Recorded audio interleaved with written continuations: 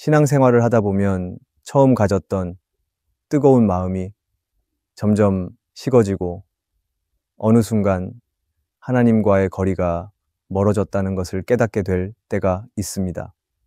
분명히 처음에는 하나님을 사랑했고 기도하며 말씀을 읽는 것이 기쁨이었으며 예배하는 시간이 기다려졌습니다. 그러나 시간이 흐르면서 기도의 열정이 사라지고 말씀을 읽어도 감동이 없고 예배가 의무적으로 변해갑니다. 그러다 보면 어느 순간 하나님과 멀어진 자신을 발견하게 됩니다.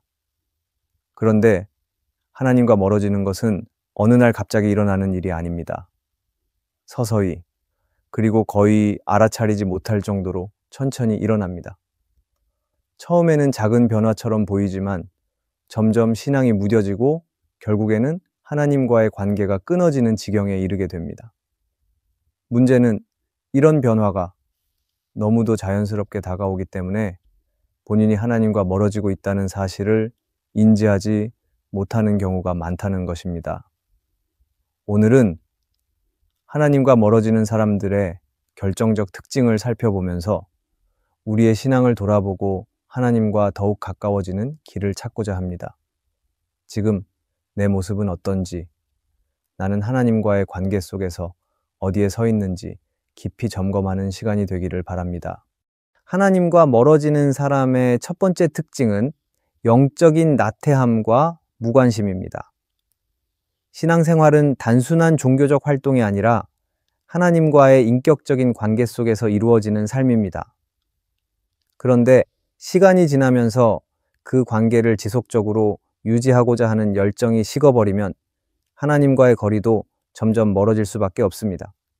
하나님을 향한 사랑이 줄어들면 자연스럽게 기도가 줄어들고 말씀을 읽는 시간도 적어지며 신앙적인 삶이 점점 무뎌지게 됩니다.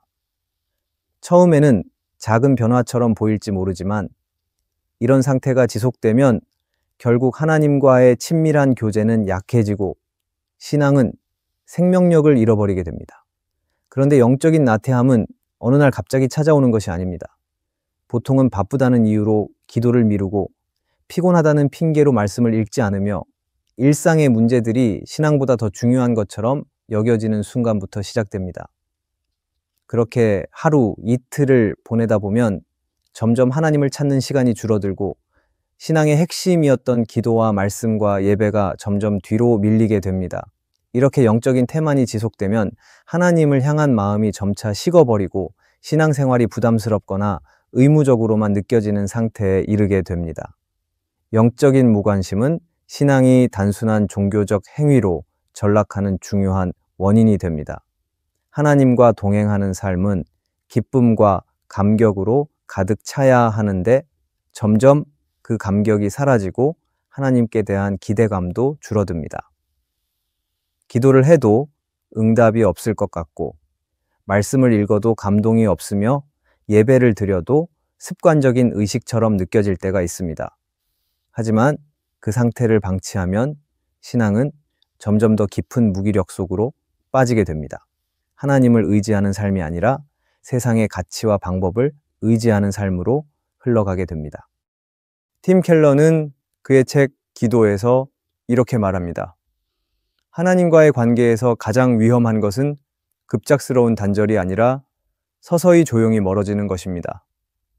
이 말처럼 신앙은 한순간에 무너지는 것이 아니라 점진적으로 하나님과 멀어지는 것이 더 위험합니다. 하루를 바쁘게 보내고 피곤해서 기도를 거르고 중요한 일이 많아 말씀을 읽지 않는 일이 반복되다 보면 어느 순간 우리의 신앙은 생명력을 잃고 형식적인 모습만 남게 됩니다. 하나님을 향한 마음이 사라지면 신앙이 그저 하나의 의무처럼 느껴지고 그 결과로 하나님과의 관계가 점점 소원해집니다. 이런 상태에서 벗어나기 위해서는 의식적으로 하나님과의 관계를 회복하려는 노력이 필요합니다. 하나님과 멀어지는 것은 단번에 일어나는 일이 아닙니다. 오랜 시간에 걸쳐 서서히 일어나는 변화이며 그 과정에서 우리는 스스로 하나님과의 거리를 두게 됩니다. 그렇기 때문에 다시 하나님께 가까이 나아가기 위해서는 의식적이고 지속적인 노력이 필요합니다. 그럴 때 우리는 자신의 영적 상태를 정확하게 점검해야 합니다. 많은 경우 우리는 하나님과의 거리가 멀어졌다는 사실을 인정하지 않으려 합니다. 하지만 하나님과의 친밀함이 사라졌다면 기도의 자리에서 하나님을 경험하지 못하고 말씀을 읽어도 감동이 없으며 신앙이 점점 형식적으로 변하고 있다면 그것이 바로 하나님과의 관계를 회복해야 한다는 신호입니다. 그리고 우리는 의도적으로 하나님과의 시간을 만들어야 합니다. 하나님과 친밀한 관계를 회복하려면 시간을 투자하는 것이 반드시 필요합니다. 모든 관계는 시간을 들일 때 깊어지듯이 하나님과의 관계도 그렇습니다. 기도의 시간을 정해놓고 습관적으로라도 하나님과 대화하는 시간을 늘려가야 합니다. 기도가 처음부터 깊이 있는 대화가 되지 않더라도 끊임없이 하나님 앞에 나아가려는 태도가 중요합니다. 신앙의 회복을 위해서는 회개와 결단이 필요합니다. 하나님과의 거리가 멀어진 이유가 무엇인지 돌아보고 하나님보다 세상의 것들을 더 사랑했던 마음을 하나님 앞에 내려놓아야 합니다. 회개는 단순히 잘못을 인정하는 것이 아니라 하나님께 다시 돌아가겠다는 결단을 의미합니다. 하나님과 가까워지려면 우리의 마음을 돌이켜야 합니다. 하나님을 향한 사랑이 회복될 때 우리의 신앙도 다시 살아날 것입니다. 지금 자신의 신앙을 돌아보아야 합니다. 혹시 하나님과의 관계가 소원해지고 있지는 않은지, 영적인 무관심 속에서 점점 하나님과 멀어지고 있지는 않은지 스스로에게 질문해 보아야 합니다. 그리고 하나님을 찾고자 하는 마음을 품어야 합니다. 하나님과의 친밀함은 결코 우연히 회복되는 것이 아닙니다. 의도적으로, 지속적으로 하나님을 구하며 기도하고 말씀을 붙들고 나아갈 때 하나님과의 관계가 다시 회복될 것입니다. 하나님은 우리가 다시 주님께 가까이 나아가기를 기다리고 계십니다. 하나님과 멀어지는 사람의 두 번째 특징은 예배와 공동체 생활이 우선순위에서 밀린다는 것입니다. 신앙생활에서 예배는 하나님과의 직접적인 만남이며 공동체는 신앙을 함께 세워나가는 중요한 장입니다. 그러나 하나님과의 친밀함이 약해지면 예배와 공동체의 소중함이 점점 희미해지고 결국 신앙의 기초 자체가 흔들리게 됩니다. 처음에는 사소한 이유로 예배를 빠지게 됩니다. 몸이 피곤하거나 일이 바쁘거나 갑자기 생긴 일정 때문에 예배에 참석하지 못하는 경우가 생깁니다.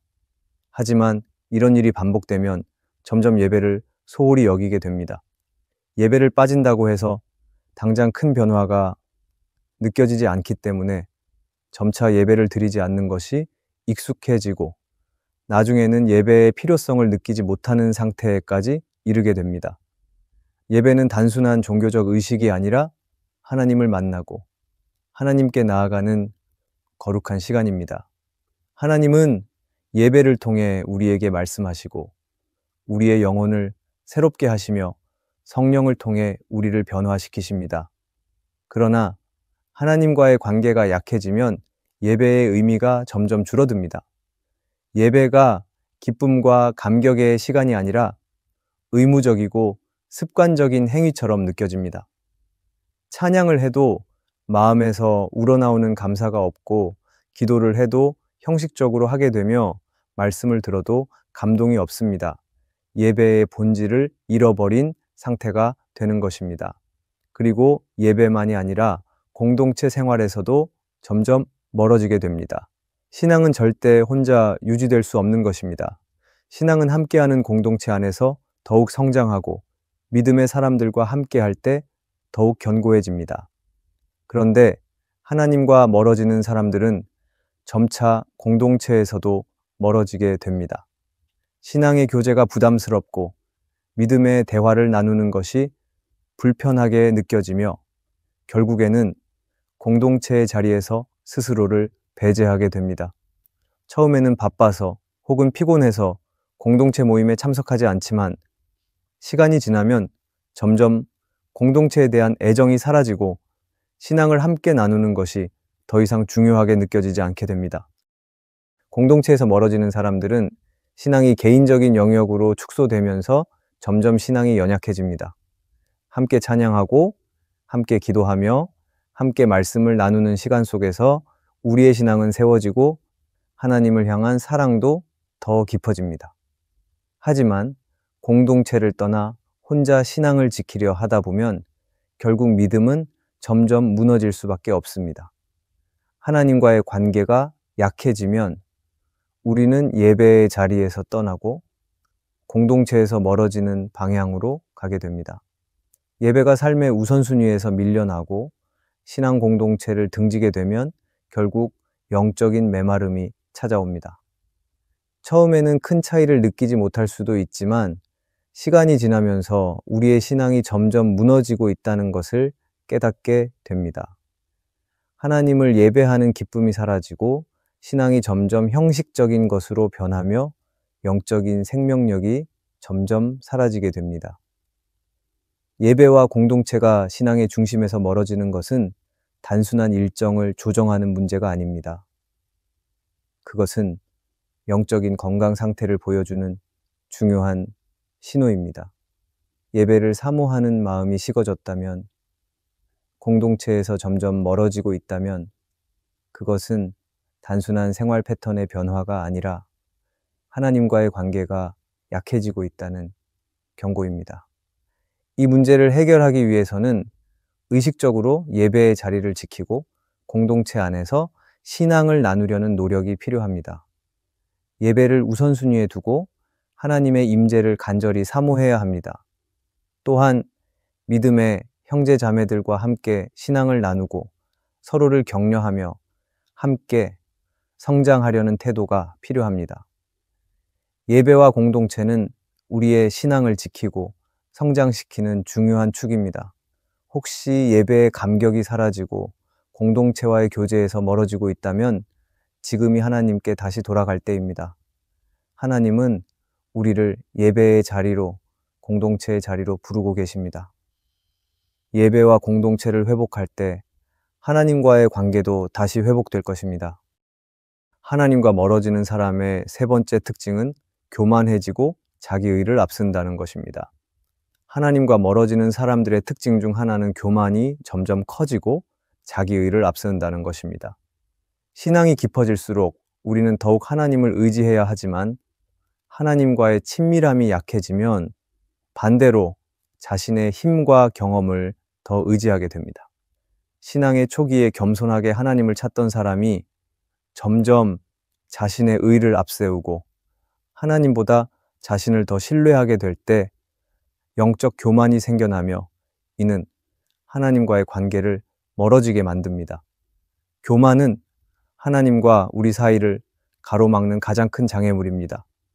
교만한 사람은 하나님이 아니라 자신이 모든 것을 할 수 있다고 생각합니다. 처음에는 작은 영역에서 시작됩니다. 자신의 능력으로 신앙생활을 잘하고 있다고 생각하면서 기도보다는 자신의 판단을 더 의지하게 됩니다. 하나님의 인도하심을 구하기보다 자신이 옳다고 믿는 방향으로 가려고 합니다. 점차 하나님께 순종하기보다 자신의 생각과 계획을 우선하게 되고 하나님이 주시는 말씀보다 자신의 경험과 지혜를 더 신뢰하게 됩니다. 이러한 교만은 결국 신앙의 중심을 하나님이 아닌 자기 자신으로 바꾸어 놓습니다. 하나님의 뜻을 구하는 것이 아니라 자신이 원하는 것을 하나님이 이루어 주시기를 바라게 됩니다. 신앙생활을 하면서도 하나님께 순종하는 것이 아니라 하나님께서 자신의 뜻을 따라 주시기를 기대합니다. 신앙이 하나님 중심에서 자기 중심으로 바뀌게 되는 것입니다. 자기 의를 앞세우는 사람은 신앙의 본질을 잃어버리게 됩니다. 자신이 얼마나 하나님 앞에서 부족한 존재인지 깨닫지 못하고 오히려 자신의 행위와 신앙적 열심을 자랑하게 됩니다. 예수님께서 비유로 말씀하신 바리새인의 모습이 바로 이러한 자기의의 대표적인 모습입니다. 누가복음 18장에서 바리새인은 자신이 얼마나 의로운 사람인지 하나님 앞에서 자랑하며 기도를 하였습니다. 그러나 하나님께서 기뻐하신 것은 바리새인의 교만한 기도가 아니라 겸손히 회개하며 자신을 낮춘 세리의 기도였습니다. 자기 의를 앞세우는 사람은 자신의 신앙적 행위를 강조하며 다른 사람과 비교하면서 자신이 더 낫다고 생각합니다. 자신이 얼마나 기도하는지, 얼마나 성경을 읽는지, 얼마나 헌신하고 봉사하는지를 자랑하며 그것이 자신의 의로움의 증거라고 믿습니다. 하지만 이러한 태도는 점점 하나님과의 관계를 멀어지게 만듭니다.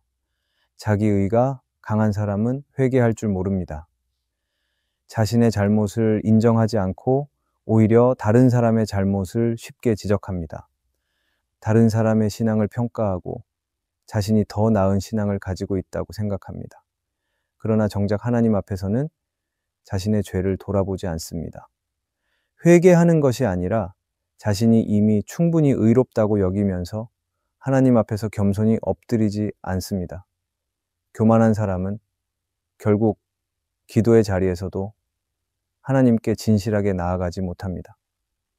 기도할 때 자신의 필요를 구하기보다 하나님께 자신의 업적을 나열합니다. 하나님의 뜻을 구하기보다 자신이 원하는 것을 이루어 달라고 요구합니다.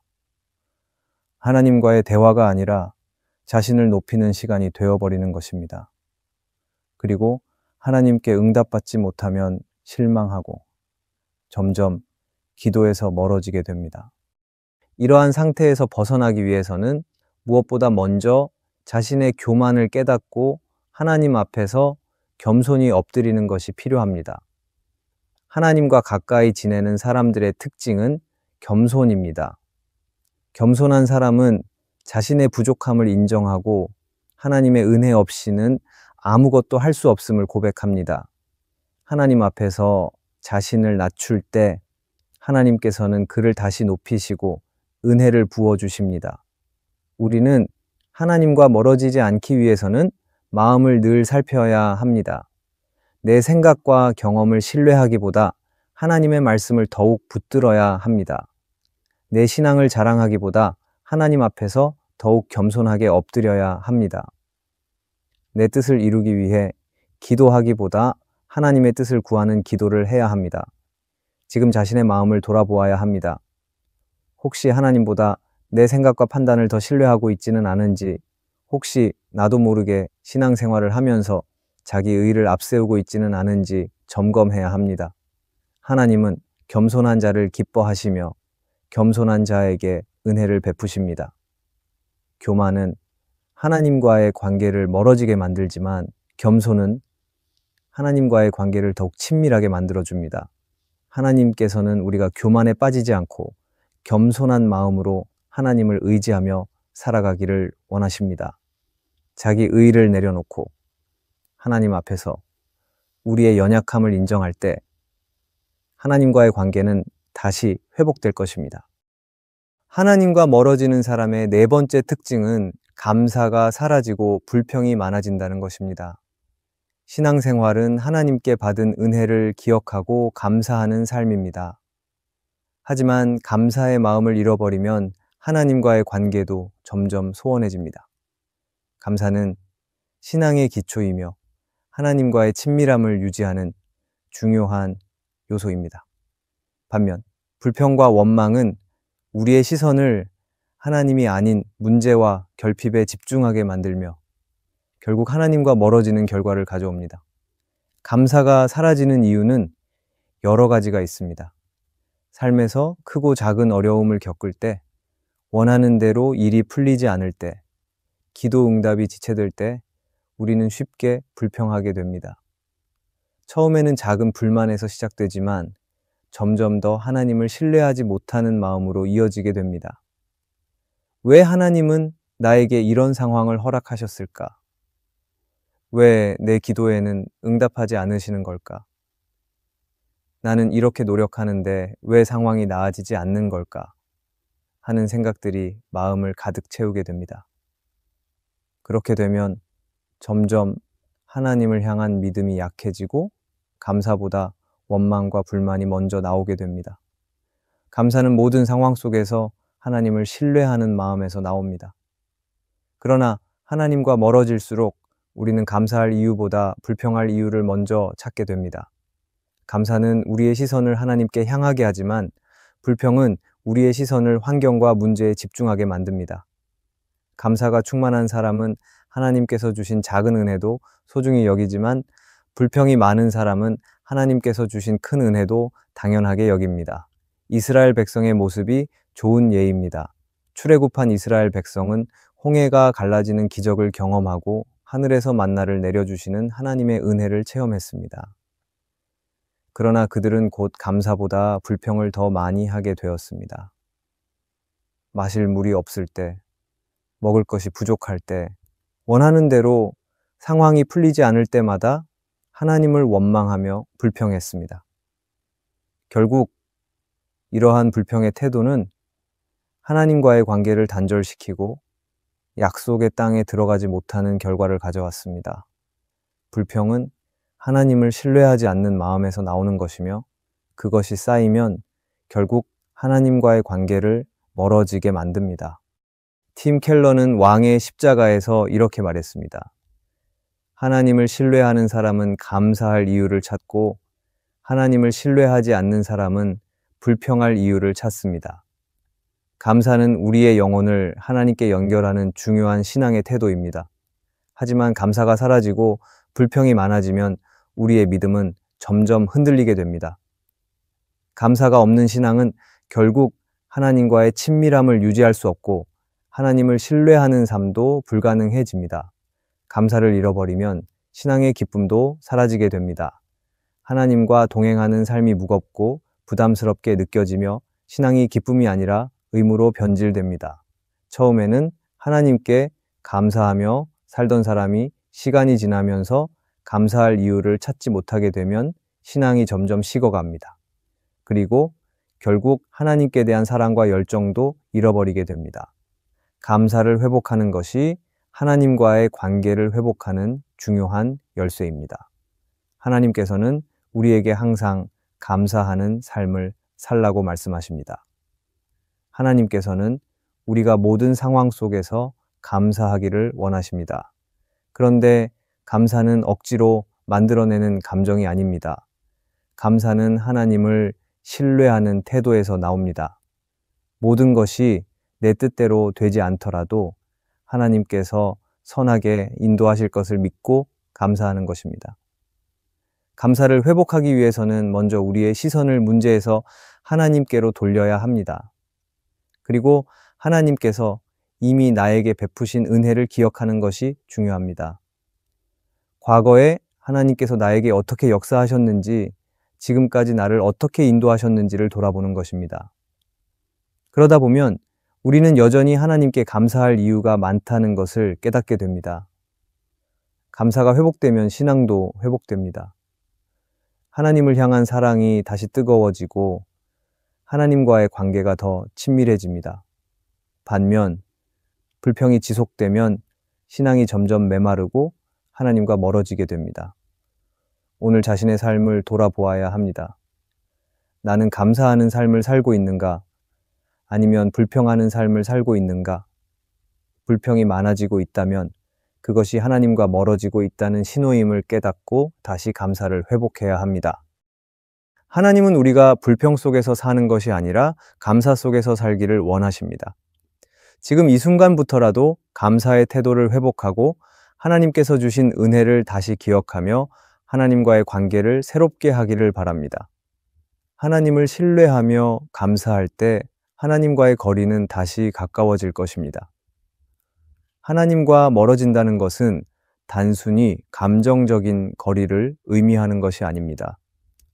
하나님과 멀어질수록 우리는 영적으로 메말라가고 죄에 대한 민감함을 잃으며 결국 하나님의 뜻과 계획을 제대로 보지 못하게 됩니다. 그리고 신앙이 삶의 중심에서 점점 밀려나면서 하나님이 아닌 다른 것들이 우리의 삶을 지배하게 됩니다. 신앙이 희미해지고 예배가 의무처럼 느껴지고 하나님의 말씀보다 세상의 가치관이 더 크게 다가온다면 우리는 하나님과 멀어지고 있는 것입니다. 그러나 하나님은 우리를 멀리 내버려 두지 않으십니다. 하나님은 우리가 다시 돌아오기를 원하시고 가까이 나아오기를 기다리고 계십니다. 우리가 하나님을 향해 한 걸음 내디딜 때 하나님께서도 우리를 향해 다가오십니다. 하나님과의 거리가 멀어졌다면 지금 이 순간이 다시 돌아올 때입니다. 하나님께 나아가고자 하는 마음을 회복하고 예배와 기도를 다시 삶의 중심으로 삼으며 교만과 불평을 내려놓고 감사하는 태도를 되찾아야 합니다. 그렇게 할 때 하나님과의 관계는 다시 회복될 것이며 우리의 신앙은 다시 살아나게 될 것입니다. 하나님과 가까이 하는 삶은 결국 우리의 영혼을 가장 풍성하고 만족스럽게 하는 삶입니다. 그러므로 지금 이 순간 하나님과의 거리를 좁히기 위해 다시 결단하기를 바랍니다. 하나님께로 한 걸음 더 가까이 나아가기를 바랍니다. 오늘의 말씀이 은혜가 되셨다면 댓글에 아멘이라고 적어주시면 감사하겠습니다. 여러분들이 남겨주시는 댓글은 정말 큰 힘이 됩니다. 그리고 여러분들이 눌러주시는 좋아요와 구독도 큰 힘이 됩니다. 오늘도 함께 해주셔서 감사합니다.